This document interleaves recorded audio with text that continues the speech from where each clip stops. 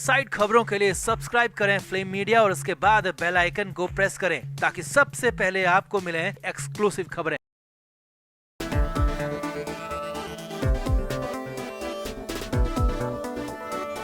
Aryan Khan drug case में NCB शांत नजर आ रही है। फिलहाल कहीं कोई अपडेट भी नहीं दिख रहा था। यहां तक कि आर्यन को भी लग रहा था कि शायद केस अब बचा नहीं या फिर केस में कुछ नहीं बचा, मगर ऐसा है नहीं। जी हां, आर्यन केस में नया अपडेट सामने आ गया है। नया अपडेट हम आपको बताने जा रहे हैं और वो आर्यन की सबसे खास करीबी दोस्त अनन्या पांडे को लेकर है। जी हां, अनन्या को लेकर एनसीबी ने सबसे बड़ा अपडेट दिया है क्योंकि अनन्या पांडे को बुला लिया गया है। 24 घंटे का काउंटडाउन भी शुरू हो गया है और सबसे बड़ी बात यह है कि तहखाने का, फार्म हाउस का पूरा खुलासा यहां पर होने जा रहा है। तो बताते हैं आपको क्या है नया अपडेट, क्या है नए खुलासे। आप इस वीडियो को शेयर करें और कमेंट करके अपनी राय हमें जरूर दें। तो आर्यन खान केस में नई टीम जांच कर रही है। संजय सिंह की जांच हालांकि थोड़ी सी धीमी जरूर दिख रही है, मगर जांच पूरी तरह से कंक्रीट हो रही है, पुख्ता हो रही है और इसीलिए वक्त भी लिया जा रहा है। आर्यन खान हर शुक्रवार को एनसीबी दफ्तर पहुंचते हैं हाजिरी लगाने, लेकिन पिछली 2 बार हाजिरी के दौरान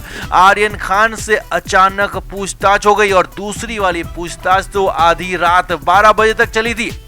अब इस शुक्रवार यानी कि 19 नवंबर को आर्यन खान फिर से एनसीबी के दफ्तर पहुंचेंगे, हाजिरी लगाएंगे और तय है कि इस बार भी पूछताछ होगी, लंबी होगी और कड़ी भी होगी। मगर इस बीच शुक्रवार को लेकर, जी हां, इसी शुक्रवार को लेकर 19 नवंबर को लेकर आर्यन से पूछताछ को लेकर सबसे बड़ी खबर आ रही है और यह है कि इसी तारीख को यानी कि 19 नवंबर को एनसीबी की तरफ से अनन्या पांडे को भी बुला लिया गया है। जी हां, एनसीबी सूत्रों के हवाले से बड़ी खबर आपको बता रहे हैं कि अनन्या पांडे को भी एनसीबी ने बुला लिया है और पहले भी 2 बार अनन्या से पूछताछ हो चुकी है, लेकिन तब अनन्या पांडे से पूछताछ पूरी हो नहीं पाई थी और तब आर्यन खान जेल के अंदर बंद थे। और अब अनन्या से पूछताछ होगी तो आर्यन खान वहीं पर मौजूद होगा, एनसीबी दफ्तर में ही मौजूद होगा। यही नहीं, एक और सबसे बड़ी खबर यह भी है कि अनन्या पांडे और आर्यन खान को एक साथ बैठाकर, आमने सामने बैठाकर यह पूछताछ होने वाली है, जिससे कई राज खुलने वाले हैं। और सबसे बड़ी बात यह भी है कि उस फार्म हाउस के राज भी खुलेंगे, उस शाहरुख खान के मन्नत वाले तहखाने के राज भी खुलेंगे। ये करीब करीब तय माना जा रहा है। सूत्रों के मुताबिक अनन्या पांडे को एनसीबी की तरफ से दोपहर करीब 12 बजे का समय दिया गया है और कहा गया है कि वो तय समय पर पहुंचे, इसके लिए देरी ना करें, क्योंकि सूत्रों के मुताबिक आर्यन खान को भी उसी वक्त पर बुलाया गया है जिस वक्त पर अनन्या को बुलावा भेजा है।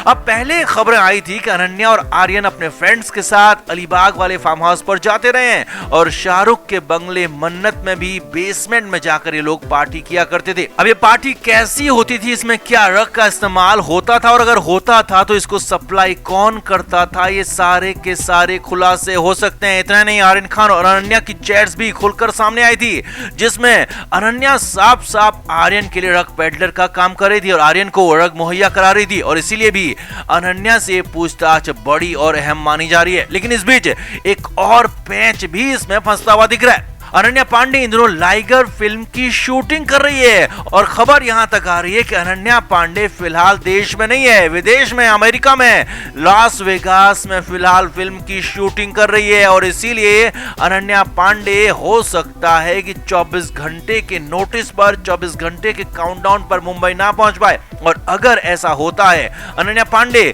पूछताछ के लिए मुंबई नहीं पहुंचती है या फिर कोई ऐसा ठोस कारण नहीं बता पाती है, तो अनन्या पांडे को मुश्किल और ज्यादा उसकी बढ़ना तय है। अनन्या पांडे को लुकआउट नोटिस तक जारी हो सकता है। तो कुल मिलाकर 24 घंटे का काउंटडाउन शुरू हो गया और तय माना जा रहा है कि इस बार बड़े खुलासे होंगे अगर अनन्या पांडे पूछताछ के लिए एनसीबी के ऑफिस पहुंच जाती है और इसके लिए अनन्या को लाइगर फिल्म की शूटिंग छोड़नी होगी, लास वेगास को छोड़ना होगा और करण जौहर की इस फिल्म को भी बड़ा झटका लग सकता है। तो इंतजार है शुक्रवार का, इंतजार है 19 नवंबर का, जिस दिन बड़ी स्ट्राइक हो सकती है क्योंकि 24 घंटे का काउंटडाउन तो शुरू हो गया है, लेकिन तय माना जा रहा है कि इस दिन बहुत बड़े खुलासे हो सकते हैं। तो आपका क्या मानना है, क्या अनन्या पांडे शूटिंग छोड़कर, लाइगर फिल्म की यूनिट को छोड़कर भारत वापस पहुंचेंगी, मुंबई वापस आएंगी और 19 नवंबर का दिन क्या इन दोनों के लिए, आर्यन के लिए, अनन्या के लिए नई मुश्किलें ला सकता है? कमेंट करके आप भी जरूर बताएं, वीडियो को शेयर भी करें। तो आर्यन खान ड्रग केस में आर्यन के बाद कोई फंसा है तो वो अनन्या पांडे ही है। हालांकि शुरुआत में लग रहा था कि अनन्या हल्की फुल्की मददगार होगी, मगर जब एनसीबी के सामने पूरी चैट्स आई तो दावा किया गया अनन्या पांडे तो आर्यन को ड्रग उपलब्ध करवा रही थी। जी हां, आर्यन और अनन्या की चैट्स में साफ साफ दिख रहा था कि आर्यन डिमांड कर रहा था और अनन्या उस डिमांड को फुलफिल कर रही थी। और यही नहीं, इसके लिए सेलिब्रिटी नौकर का भी इस्तेमाल किया गया।